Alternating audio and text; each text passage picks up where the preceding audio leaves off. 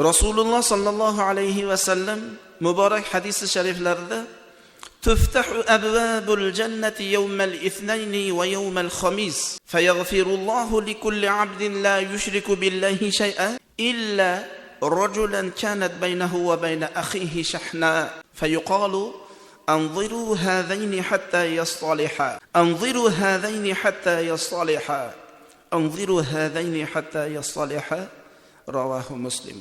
Muhtaram jamoat, e'tibor beringlar, Rasululloh sallallohu alayhi va sallam bizni qanaqa bir go'zal ishlarga chaqiryaptilar. Dushanba kuni, payshanba kuni jannat darvozalari ochiladi deyaptilar. Dushanba va payshanba kuni jannat darvozalari ochiladi. Alloh jalla va aloga bir narsani shirk keltirmaganki bandasini, har bir bandani gunohlarini Alloh kechiradi. Jannatga kir deb turar ekanda Alloh. Xudoga shirk keltirmagan bo'lsa, Xudoyo taolo bandasini hamma gunohlarini kechiradi.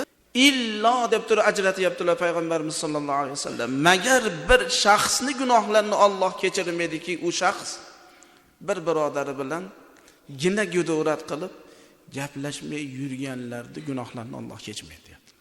Namoz o'qiyapti, Qur'on o'qiyapti, ibodat qilyapti, lekin ko'rishmaydi, gaplashmaydi. Alloh hammamizni hidoyatda sobit qadam qilsin.